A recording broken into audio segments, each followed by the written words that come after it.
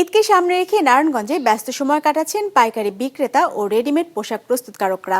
আশা করছেন এবার প্রায় 200 কোটি টাকার পোশাক বেচাকেনা হবে। নারায়ণগঞ্জ জেলা রিপোর্টার আনিসুর রহমান জুয়েলের পাঠানো তথ্য ছবিতে ডেস্ক রিপোর্ট।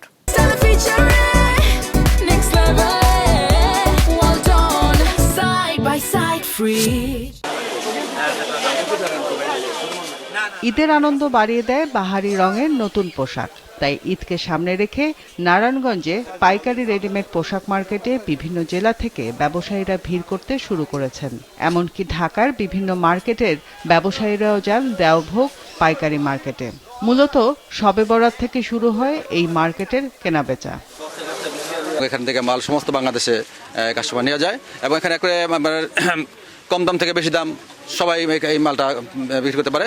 এবার প্রচুর রামপার চলতেছে, রামপার স্টিলের মালগুলি বেশি চলতেছে। 2 পিস শিশুদের পোশাক থেকে শুরু করে 3 পিস 2 পিস সহ মেয়েদের বিভিন্ন রকমের পোশাক, শার্ট, প্যান্ট, পাঞ্জাবি পাওয়া যায় এখানে। সর্বনিম্ন 50 টাকা থেকে শুরু করে 2500 টাকায় বিক্রি হয় এসব।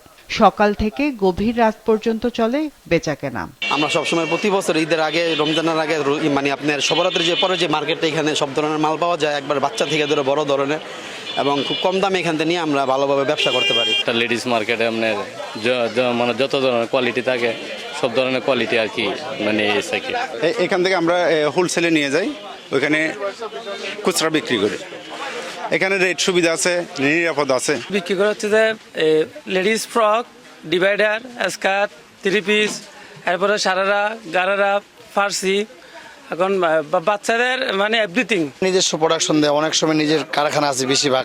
এনারা আবার নিজস্ব কারখানা দিয়ে এখান থেকে কিছু মাল কিনলে একটু কম পাই, আর বিভিন্ন জায়গায় আমরা পাইকারি দিই।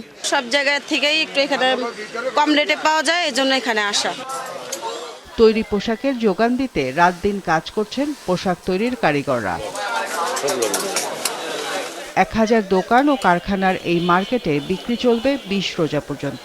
চলতি মৌসুমে ব্যবসায়ীরা 200 কোটি টাকার বিক্রির আশা করছেন। বিজনেস রিপোর্ট, মাছরাঙা টেলিভিশন।